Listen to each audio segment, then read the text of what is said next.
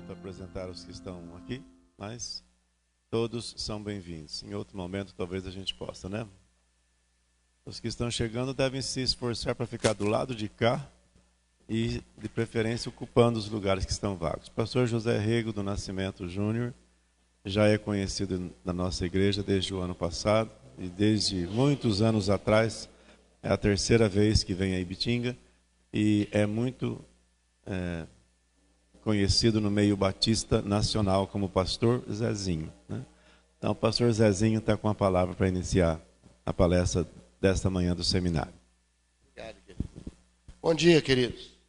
Que Deus te abençoe nessa manhã. Só pôr a hora aqui, quero terminar antes das 6. Olha a expressão de misericórdia. Já emenda com o culto. Então, primeiro eu queria agradecer o convite feito pelo pastor Paulo, que lidera a escola. Queria conhecer quem é da escola que está aqui. Quem é da escola? Alunos, levanta a mão. Deus tenha misericórdia da sua alma. Quem não é aluno que está aqui também assistindo? Deus também tenha misericórdia da sua alma. Nós estamos encerrando o período, pelo que eu fui informado, não é isso? Estamos fechando esse primeiro semestre. Não é isso, os alunos? Não é? Vamos dar uma paradinha aí para respirar, lembrar o nome todo. Depois volta. Eu sou pastor lá em Belo Horizonte, sou nascido e criado lá. Meu pai, por onde andou, teve filhos. Então eu tenho 2 irmãs cariocas, né? Uma irmã baiana. E eu e meu irmão somos mineiros, os últimos. Você vê que não tinha televisão na época, não é? Não tinha WhatsApp. Não é? Alguém disse que nós vamos acabar chegando naquela mesma palavra que a Bíblia fala, e deixando as redes o seguiram, né? Deixando o WhatsApp, Facebook, deixando essas coisas todas, né? A gente vai seguir o Senhor. Foi feita uma pesquisa nos Estados Unidos e os jovens hoje veem mais o WhatsApp do que leem a Bíblia. Isso já é estatístico. É só você olhar na rua, a pessoa está lendo o WhatsApp. Né? Está vendo o WhatsApp. Se ela correr o dedinho, então, porque está no WhatsApp mesmo. É ou não é? Você fala, não é WhatsApp, não. Se ela fizer assim, está no WhatsApp. Né? Está mudando a mensagem.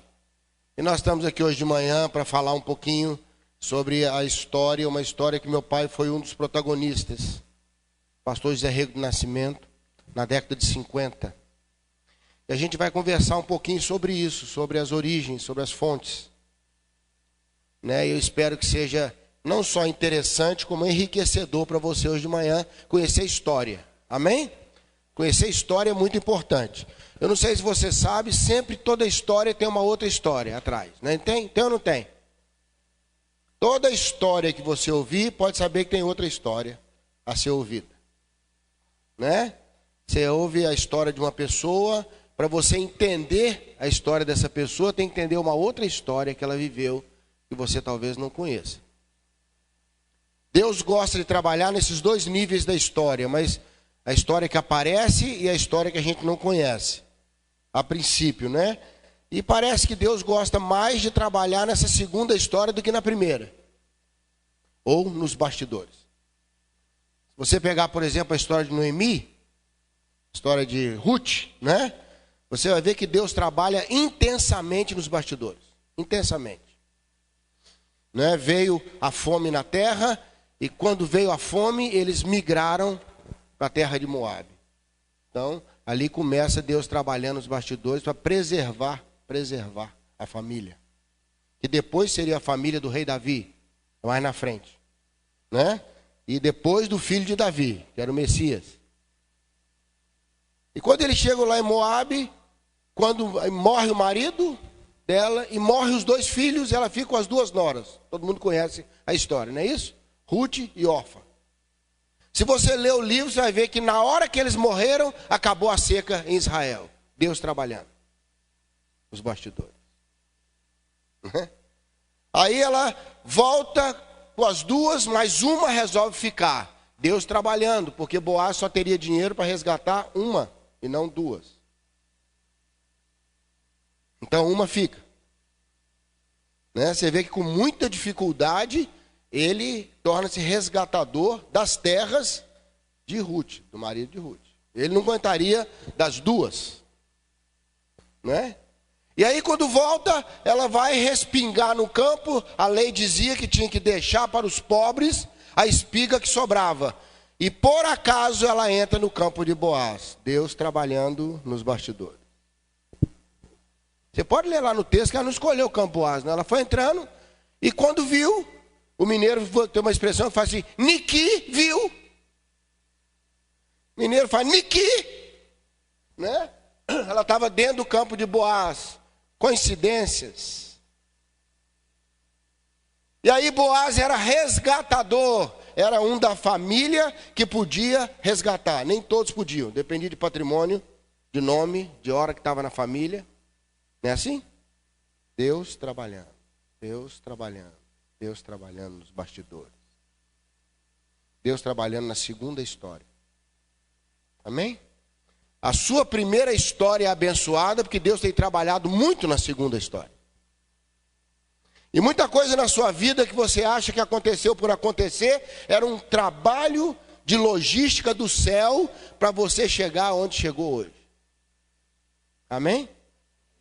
Acaba a seca na hora que eles morrem, entra no campo de Boaz, não é assim? Ele pode resgatar. E aí, para finalizar, quando Boaz vai conversar com o homem, quem está lá na hora, por acaso, passando? Os juízes. E aí ele lança assim, de imediato para o homem, e fala, eu quero as terras que eram do marido de Ruth. Você quer bancar Ruth ou não? E pegou o cara numa hora que ele não podia. Deus no controle. Ela falou, agora eu não posso. Aí Boaz falou assim, entrega, eu pego. Aí ele falou assim, eu entrego. Por acaso passavam os juízes naquela hora. Deus no controle. Amém? Deus no controle. Davi cercado por Saul na caverna, porque Saul escolheu 3.000 guerreiros treinados só para pegar Davi. Ele criou o primeiro bope maligno da época. O atual não é maligno, aquele era. Foi só para pegar Davi, um bope, uma tropa de elite. 3.000 escolhidos só para pegar Davi e cercou Davi. Cercou Davi nas cavernas de Engedi, que era um labirinto de cavernas, por isso que era difícil pegar Davi ali dentro. Quando ele entrar, foi criado ali, criava os rebanhos do seu pai naquela região. Davi conhecia aquelas cavernas, mais que um tatu que morava lá. Quando Davi entrava para dentro da terra, é igual entrar naqueles metrôs na Europa. Você vai para qualquer lugar. Se entrar para debaixo da terra, você vai em qualquer lugar. Então ali cercou. Davi estava cercado. E quando ele ia ser preso, chegou o mensageiro e falou com Saul. Os filisteus atacaram na fronteira. Saul suspende o cerco. E vai pegar os filisteus. Davi ficou tão impressionado com o livramento que chamou aquele lugar de pedra de escape. Deus no controle. Aquele mensageiro chegar naquela hora, hein? Que ia pegar Davi, é a segunda história. Por isso, para nós entendermos a história do que foi o avivamento na década de 55 a 65, que mudou radicalmente a história dos batistas no Brasil, você precisa entender a segunda história. Amém? A segunda história. E essa segunda história do mover de Deus começa numa cidadezinha do país de Gales, em 1904, com um jovem. Interessante que em todas as ondas de avivamento, Deus usou jovens. Aliás, em toda a história bíblica, Deus usa jovens. Né? José foi usado, era jovem. Né? Samuel era jovem, que mudou toda a história do sacerdócio. Aliás, eram adolescentes.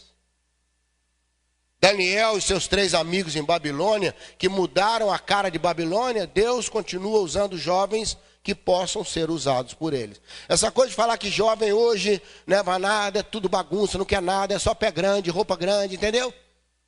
Só celular, só coisa nenhuma. Deus continua levantando jovens e eu creio que o grande avivamento dessa geração vai vir pelos jovens. Eles entendem a linguagem dessa geração. Está entendendo o que eu estou falando? Nós aqui somos híbridos, a maioria que está aqui. O que é híbrido? Você foi criado numa realidade e vive numa nova realidade. Por isso que a gente apanha um pouquinho de computador, apanha um pouquinho de celular, mas a gente vai. E gosta. Depois que experimenta o tal do negócio, gosta. Quando tem dúvida, chama a filhinha de 7 anos que ela esclarece. Como aconteceu comigo, eu no computador, minha filha hoje está com 21 anos, na época tinha 7 para 8 anos, e o computador arrumou um negócio lá que eu não entendia mais para onde ele queria ir, e eu parado olhando para a tela, e a tela olhando para mim, com a mesma cara que ela estava nos últimos 3 minutos. Aí minha filha parou na porta e falou: o que foi, pai? Falei: estou preso aqui, não ando não. Ela falou: ah, tá, apertou 2 teclas lá, que até hoje eu não sei quais são, não quero saber quais são, porque a humilhação foi extrema, e aquele computador voltou a funcionar. Ela, qualquer coisa me chama, pai. Aí ela enterrou o que sobrava de mim, né? Percebe? Então, o que é o híbrido? O híbrido vive uma realidade que foi criado. Eu fui criado numa época que pai e mãe não discutiam na frente da gente. Eles se trancavam no quarto e se matavam por lá, a gente só ia buscar os corpos. Essa geração briga na sala e se o filho entrar, entra no pacote também. Tá o pai e a mãe discutindo, entra o Júnior, a mãe fala: você é outro, viu? Você é outro, igual o seu pai. Foi bom o senhor ter chegado, viu? Ela fala: não tem nada com isso, já estou saindo. Está saindo coisa nenhuma, seu coisa ruim. Você vai ouvir também. Eu sei seu pai, são dois, viu? Aí fica aqueles dois com a cara de paisagem. O pai olha para o filho e fala: pegou a gente, meu filho. Nenhuma mulher deixará você sair sem que ela termine tudo que tem para dizer. Ela sabe que não vai resolver nada. Mas você vai ter que ouvir. É a sensação de que, entendeu? Pelo menos eu vou falar. Não é? Homem preocupado conversa consigo mesmo. Mulher preocupada conversa com outras, porque ela está brigada consigo mesmo. E toda mulher brigada com outra não fala com ela. Quando a mulher está com raiva de si mesma, ela não fala consigo. Por isso que ela fala com outros. O homem pode ter raiva do outro, mas ele conversa, não é? Ele conversa. Por isso que ele conversa com ele mesmo. Mesmo estando com raiva de si mesmo. Entendeu essa confusão de palavras que eu falei aqui ou não? Entendeu essa confusão, hein, Romeu? Não pede para eu repetir não, que não sai não. Então, para a gente entender a primeira história, a gente tem que entender a segunda história. E essa segunda história começou em 1904 no país de Gales. Com um jovem metodista, trabalhava nas minas de carvão com seu pai. E dos 11 aos 23 anos se tornou um menino de oração. E ele começou a chamar as pessoas para orar. Chamava-se Ivan Roberts. E Deus deu uma visão a ele de um cheque escrito 100.000 almas. Entregou para ele. Ele falou: então eu vou buscar. E começou grupos de oração, que era um estilo muito apreciado pelos metodistas, desde John Wesley, na Inglaterra, que era reunir pequenos grupos e orar. E o resto Deus vai fazer. Quem assimilou com muita força essa ideia foi a Assembleia de Deus, com os círculos de oração das irmãs. Nós vamos orar e Deus vai resolver. Entendeu como é que é? Nós vamos orar. Nós vamos orar até que Deus faça. Ou até que Deus resolva. Porque Deus não fazer é sinal de que Ele também é Deus, né? Se Ele fizer, Ele é Deus. Se não fizer, Ele é Deus. Se a porta abrir, Ele é Deus. Mas se fechar, continua sendo Deus. Por quê? Só Ele pode abrir ou fechar. E se fechou, é melhor. Tem coisa que a gente vai gostar que Deus faz na hora, e tem coisa que Deus vai gostar que Deus tenha feito. Tem hora na sua vida que você vai olhar para trás e falar: Senhor, muito obrigado que o Senhor não atendeu aquela oração que eu fiz. Ainda bem que o senhor disse não. Aí Deus vai falar com você, mas na época você me deu muito trabalho. Porque essa geração basicamente não lida bem com a frustração. São filhos de pais culpados. Que não tem tempo para olhar filho, não tem tempo para nada, não tem tempo de criar, então só protege e provê. Quando eu não tenho tempo de ensinar, pelo menos eu protejo e mantenho vivo. E os pais dessa geração são pais provedores e protetores. Se a escola chamar o pai hoje porque o filho está fazendo alguma coisa errada, a escola corre perigo. Porque aquele pai, aquela mãe culpado chega e fala, o que é que você está fazendo com meu filho? Não, seu filho está fazendo comigo. Não é? Então eu lembro que na minha época, se chamasse na escola, eu ia apavorado. Minha mãe ia falar, o que você aprontou na escola? Você vai ver quando eu chegar lá. Hoje a mãe fala, o que houve na escola, meu filho? A professora vai ver quando você chegar lá. O que é que estão fazendo com você, tadinho? O que estão maltratando meu pirulitinho? Quem é esta louca que fala mal do meu filho perfeito? Hein? Pais culpados, não tem tempo para os filhos, estão desesperados para manter suas vidas. A mulher teve que sair para trabalhar, então ela também não tem tempo de olhar a casa. E ficam aqueles dois culpados, compensando de outras maneiras. Então, essa é uma geração complicada, com filhos que não aceitam não. E isso é com 3 anos de idade. Se o pai e a mãe deixar, filhinho de 4 anos, manda calar a boca. E o pai e a mãe cala. Aí se minha mãe vivesse. Minha mãe negociava muito pouco, era 3 assovios. No terceiro, o pau comia, meu filho. E eu apanhava sempre que eu confundia o segundo com o terceiro assovio. Está entendendo? Ele virava para meu irmão e falava, esse é o segundo ou o terceiro? Eu falei, eu acho que é o segundo, que ele traíra. Era o terceiro. Se houvesse uma competição de lançamento de chinelo, minha mãe era medalha de ouro em qualquer modalidade. Lançamento em curva, lançamento a longa distância, a pequena distância, acertar nas partes superiores ou nas partes inferiores.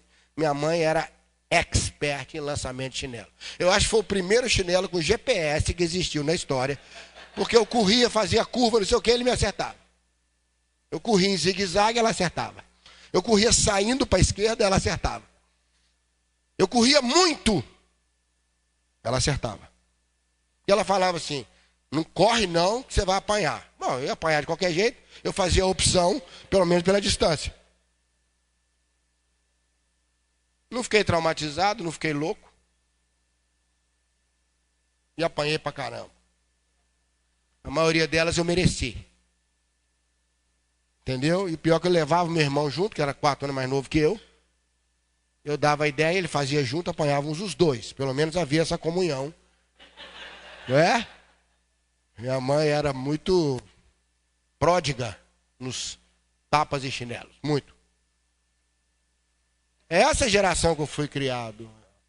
Essa geração de hoje não pode pôr a mão na criança. A criança pode pôr a mão nos pais.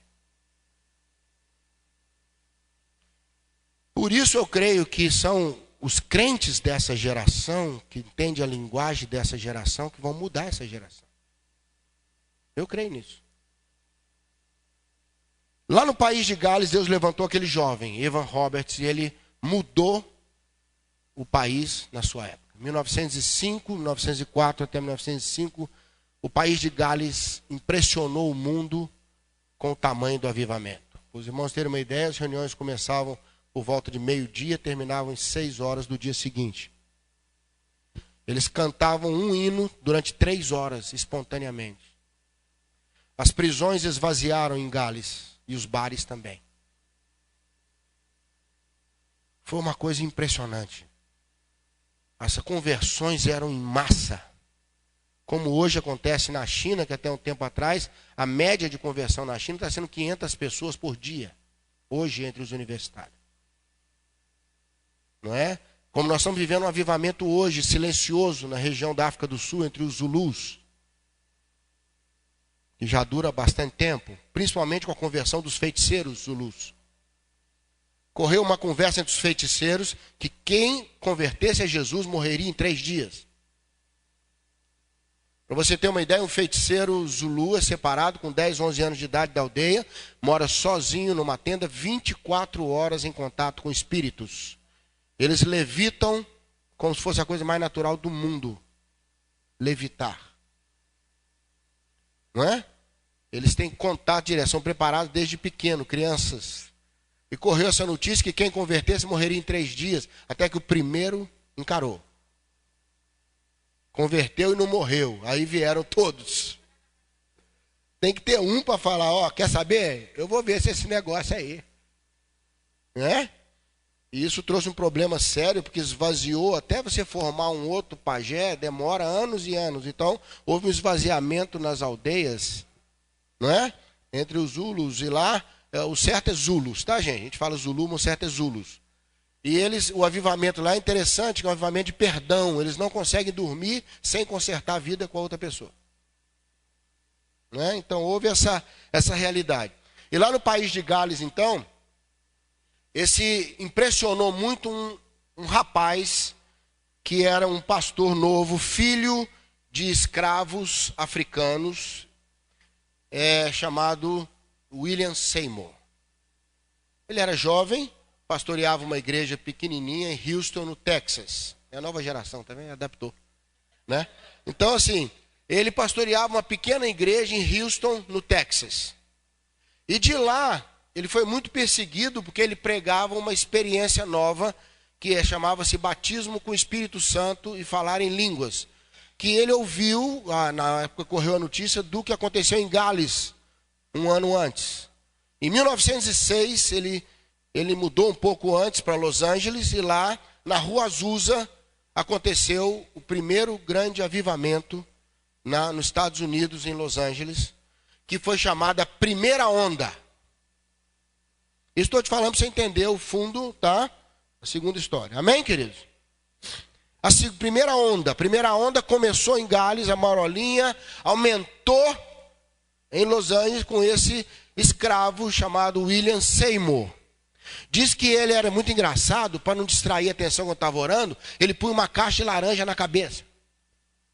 Ele cobria a cabeça com uma caixa de laranja, para de barulho, ninguém volta a incomodar, né? É uma boa ideia para quem não consegue ter atenção quando está orando. Põe uma caixa de laranja na cabeça, põe uma bem pesada, para você ainda ter que segurar a caixa na cabeça. E ele orava, e um grupo de irmãos, ele foi perseguido no início, e depois um grupo de irmãos, numa casa, tiveram a experiência, e houve um avivamento muito grande, em 1906, na Rua Azusa, em Los Angeles, através desse homem, desse jovem chamado William Seymour. Na verdade, era ele e a esposa dele. Ela também era afro-americana.